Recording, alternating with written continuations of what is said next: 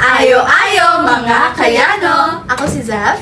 At ako naman si Princessin. Ako naman si Margus. At ngayon, analisahin natin ang proseso ng daloy ng pag-uusap. Ang video ay isang panayam ni Tony Gonzaga kay Sashna Laparan kung saan itinalakay ni Sashna ang kanyang mga karanasan mula pagkabata, trauma at proseso ng paghilom. Ngayon naman ay pag-usapan natin kung ano nga ba ang mga bahagi ng daloy ng kanilang pag-uusap. Kapansin-pansin naman na sa simula ng kanilang video ay nagkaroon ng pagbabati sa pagitan ni Sashna at ni Tony. Hello po. Tawag talaga sa'yo, Sashna. Apo, Sashna. Hello po, nice to meet you.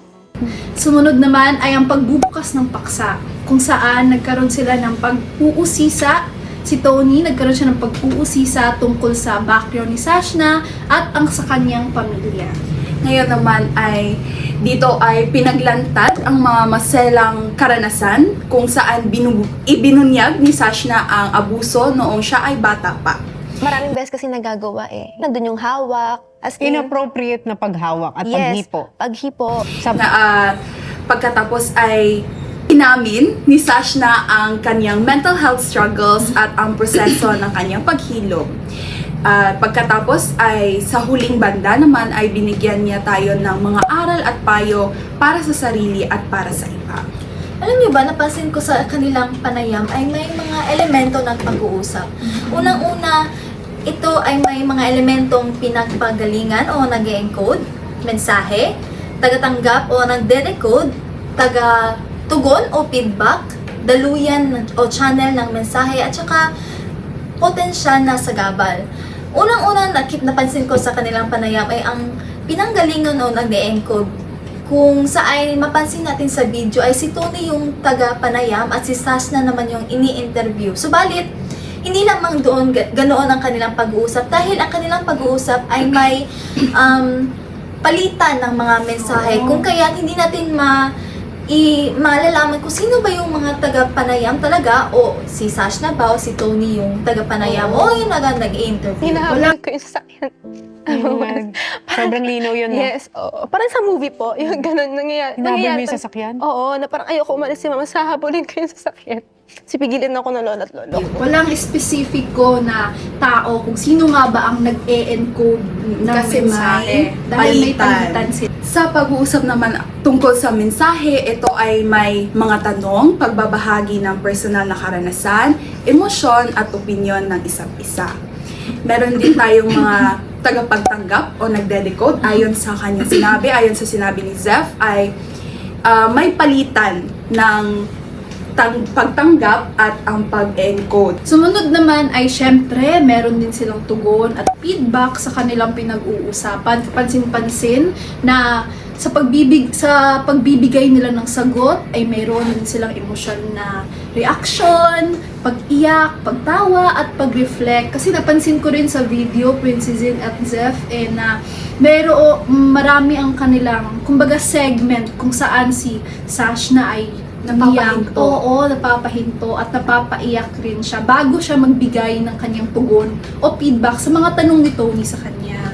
Alam nyo, ang daluyan din ng kanilang pag-channel ng kanilang mga mensahe ay parang naka-video interview, which is face-to-face, na may kasamang mga non-verbal cues tulad ng eye contact, tono ng boses, at ang pinakamahalaga ay ang body language. Alam nyo naman, tuwing nag-eye contact, parang damang-dama talaga natin yung emotion, no? Doon mong masasabi na genuine yung sinasabi ng tao sa'yo pag merong yung mga non-verbal cues tulad ng eye contact na kapansin-pansin naman sa kabuuan ng video na habang nag-uusap si Tony at si Sashna ay tuloy ang kanilang eye contact sa isa't isa. At kung gaano naman ka maganda ang daloy ng kanilang pag-uusap ay meron din itong mga potensyal na sagabal tulad ng emosyonal dahil sa bigat ng kanilang paksa, sa stigma ng mga sensitibong issue na kanilang pinag-uusapan at ang posibilidad ng misinterpretasyon. Oo, dahil ang kanilang paksa ay talagang mabigat. Personal na experience yun ni Sashna Hindi di ko ba? ba kaya Oo, mahirap yon ilantad sa publiko kung ano ang pinagdaanan mo.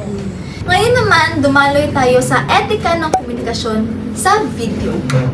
Unang-una ay nakita nating makinig at maayos kapag may nagsasalita. Kitang-kita ang aktibong pakikinig ni Tony kay Sash na hindi siya sumisingit ng mga hindi siya sumisingit at nagbibigay siya ng espasyo kay Sash na upang mapahayag niya ang kanyang tunay na nararamdaman. Alam mo, Zeph, isa rin yan sa katangian na gusto ko kay Tony sa kanyang Tony Talks, ay hinahayaan niya talaga ang kanyang ini-interview na maisawala ang kanyang ang nais nilang ipahayag at hindi niya binabara at nakikinig siya ng maayos. Nakikita natin na walang judgment si Tony sa mga kwento ni Sash na kahit na sobrang sensitibo ang mga paksa na tungkol sa pag-aabuso at tungkol sa mental health. Pansin-pansin rin na hindi ipinipilit ni Tony ang kanyang mga opinyon. Sa halip, hinayaan niya si Shashna na magbahagi mula sa kanyang sariling perspektibo. Tulad nga ng nasabi ko kanina, si Tony ay isang klase ng tagapagpanayam na kung saan hinahayaan niyang maisawalat ng kanyang ini-interview ang kanyang mga karanasan base sa kanyang pansariling perspektibo at hindi niya dinidiin ang sarili niyang mga opinion doon. Alam niyo, binitin ako kay Sash na kasi naging bukas at tapat siya sa kanyang mga karanasan kahit gaano kabigat, kahirap at kasakit ito na ibahagi sa publiko. Oo, at isa yun sa mga etika sa pagdating sa komunikasyon. So, bagamat na malalim at sobrang sensitibo talaga ng karanasan ni Sash na ay si Sash na mismo ang nagdesisyon na ibahagi ito, hindi siya pinilit ni Tony at naging komportable siya na mag-open up. Sa pang-anim, igalang ang personal na hangganan ng iba. Nakita naman natin si Tony ay hindi niya ipinipilit ang mga tanong. Iginagalang niya ang mga hangganan ni Sash na halimbawa na dito ay hindi siya nagpa-follow up question. Oo, napansin ko rin yun. Napansin ko rin Hindi niya yun. pinipilit. Oo, kumbaga, kung ano lang yung gustong ibigay ni Sash na impormasyon, hindi siya nagbibigay ng, kumbaga, mga madiinang pangsunod na tanong. Tanong na hindi siya maghihirap. Oo. Magti-trigger. Yeah, Oo, matitrigger. hindi nakaka-trigger ng mga follow-up questions. Kapansin-pansin rin sa kanilang konversasyon na walang side conversation na naganap kung saan nakatuon ang buong attention nila sa isa't isa. Kumbaga, si Tony, pinapakinggan niya ng maigi kung ano ang ipinapahayag ni Sashna. Garon din naman si Sashna kay Tony. Kanyang ini-internalize ang iba't ibang tanong na ang mga iba't ibang tanong ni Tony sa kanya base sa kanyang mga karanasan. At ito ay naging consistent dahil ito ay nangyari sa buong panayam. Oo. Sa kanilang pag-uusap, sa buong pag-uusap nila. So, bagamat magkaiba ang background ng host at guest, dahil si Tony ay simula pa lang ng pagkabata ba, na siya ay naging artista, siya ay namulat sa showbiz. Si Sash na naman ay per recent lang. Oo. Tsaka, kahit na pareho silang nasa entertainment industry, ay magkaiba pa rin ang kanilang upbringing At sa magkaiba sila ng category, kumbaga, sa entertainment industry. Dahil si Tony ay isang actress, kilala siya bilang actress. Mula pagkabata. Oo, hindi naman ganoon sa pagkabata, pero kumbaga sa kanyang teenage years, ganyan. teenage Oo, years. kasi pero si Sash na naman sumikat siya dahil sa kanyang mga vlogs at lumalabas rin siya sa iba't ibang music video tulad Higit sa lahat, sikaping maging ethical at unawain ang kausap.